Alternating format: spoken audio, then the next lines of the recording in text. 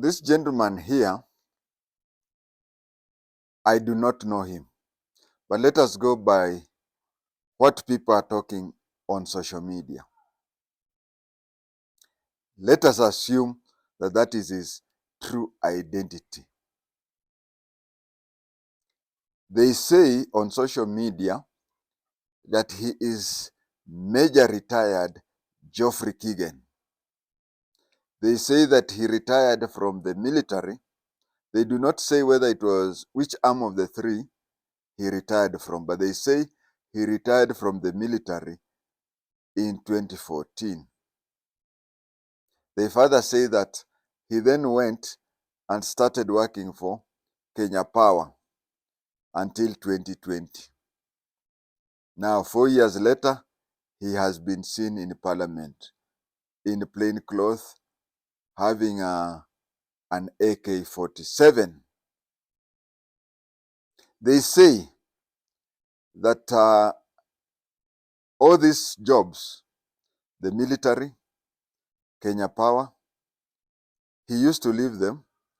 Whenever he was drunk, he could indulge himself in fights and whatever, shooting and whatever. And before action is taken from him, he retired. Remember, in the discipline forces,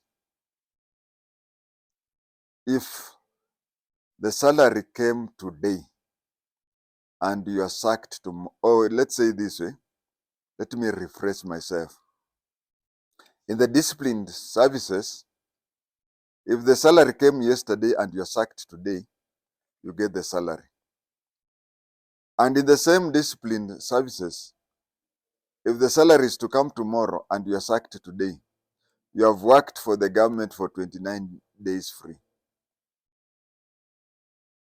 So many people I know have, some very, very close to me, have retired to preempt a lump sum payment. That if they delay, they would be sacked and they'll lose all benefits. But if you are jailed for an offense you did before you left service, and already you had returned, you had signed off, then you don't lose your benefits.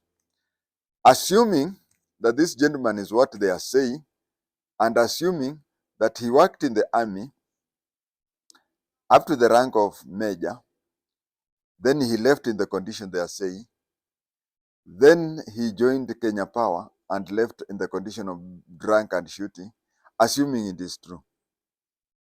But even in the courts, the only time your previous convictions are mentioned is when you are convicted on this charge. It is when you are convicted and then the court asks the prosecutor, does so and so, has the accused got any previous convictions? Then you'll say, start giving after you have been convicted, so that when the time for sentencing comes, the previous conviction. Now let us assume the activities of this gentleman that people are saying is a retired major. I saw him, and everybody saw him first, when the GNC breached the wall. If the GNC would not have breached the wall, nothing would have known about him. He is that bad. He drinks, he shoots, he does whatever. Nobody has reported him. Nobody is mentioning. But when the youth commit a treason by breaking into one of the three arms of the government, actually two, they broke into the legislative, they also broke into the judiciary. So that is 2/3 of a treason. They have committed treason. And he has a submachine gun. Automatic Kalashnikov of 1947. He has an AK-47. He doesn't shoot them. Remember, if he would have emptied all his magazine to all the kids there, no case would be there. So long as whoever has been shot was shot when his or her feet were inside Parliament.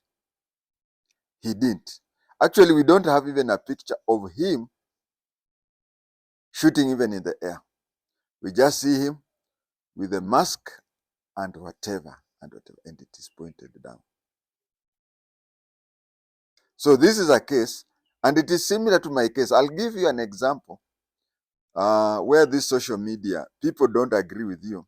Actually, this could be military people who have differences with him.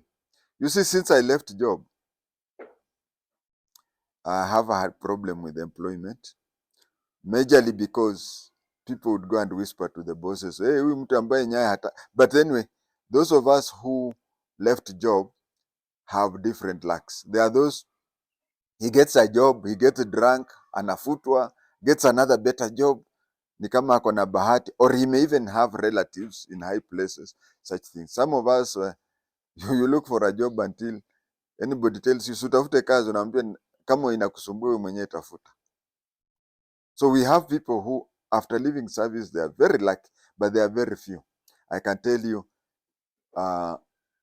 it would be 1.5%. 1.5%. That is 3 in 200 of us. So most of us tunaenda tuna. He could be among them. He could be among those few lucky ones. But then, watu kama mimi, ambao who are unlucky or who hate him because maybe he's a son of a senior person, now use that. Now I'll go to part 2, which I want to guess that it is how he ended up there. In Parliament, in various places in Kenya, we have people who are called special police officers. If you look at my recordings on KICC, which I did more than a month ago, I have talked of people called special police officers. I will not repeat, you go and see. And in the Parliament, we have people who are called special police officers, but they are not termed as special police officers. These are people who are called sergeant at arms. Whenever proceedings are there in Parliament, you will find that these people are dressed in green. They are dressed in green. I can assure you that within the compound that is called the National Assembly or the Parliament, because the Parliament is both the National Assembly and the Senate, within that precinct, we have 2 types of police forces. We have the National Police Service, who are there, and we also have security that deals with sergeant at arms. I have been there several times, been called whenever Parliament investigates such and such a thing, and my previous life, I have experience which I have to say. These people have more powers than the OCS Parliament. You'll find that there are some places where police officers in Parliament do not step there. Every day, when the Parliament starts, just open your TV and see. You'll see the speaker is marching into the chambers, and once the speaker reaches at the door, once the speaker enters the Parliament, the OCS, or the most senior police officer there, salutes and goes back. Police officers are not allowed to enter that. So these people who are called sergeant at arms, these are the people. I want also to give you another example. Where one time an MP said that Jichopevu had entered the Parliament with a pistol. You know, Jichopevu, since the day he used to talk about Jichopevu, he was licensed to have a gun. And many MPs are licensed to have a gun. But the rules say that once you enter the chambers, you surrender your firearm to the sergeant at arms. You don't surrender your firearm to the OCS, the armory at the Parliament. No. the sergeant at arms has an armory. Sergeant at arms has arms. Sergeant at arms is a special police force within Parliament. So I want to say that when we lack more detailed issues, then this is either he is the sergeant at arms or he works under the sergeant at that formation there. You see, ladies and gentlemen, with the blue with the green suits. With those in the National Assembly, they put on green, and those in the Senate put on blue. So, in lack of any other reasons, we should conclude that he works for the sergeant, or he is the sergeant at arms himself. And then I want to ask a question about the GNCs. Why do you include the family? Okay, you go and say, okay, this is JI-TENGE, this is his number, this is. Then why do you say his wife is this number, this, his children are this, whatever? You even include. I remember, and anybody knowing that, anybody who knows me personally would tell me that I really disagreed with my father on a lot of things. My father was very unpopular. My father was very unpopular. If you ask Governor Susan Kihika, she'll tell you that my father is the one who chased her father, Dixon Kihika Kimani, from Nakuru to Zimbabwe. It is there. And if you have time, you can go and look at the December. If you go to the Kenya National Library and ask for daily nations for December 1982, it will be very easy to check all the newspapers. After all, they are 30. Just check the 30 and check on the place where they have written Kihika Kimani escapes to go to Zimbabwe. Is it Zambia or Zimbabwe? If you read that, you'll read that Japheth Land JI-TENGE is the one who did what? Who chased him out. I used to talk to my father. I used not to agree with that. Now, assuming that this gentleman here is doing the bad, or even these good things he's doing, he has kids. Maybe his kids are also GNC and they're also demonstrating the way they're demonstrating.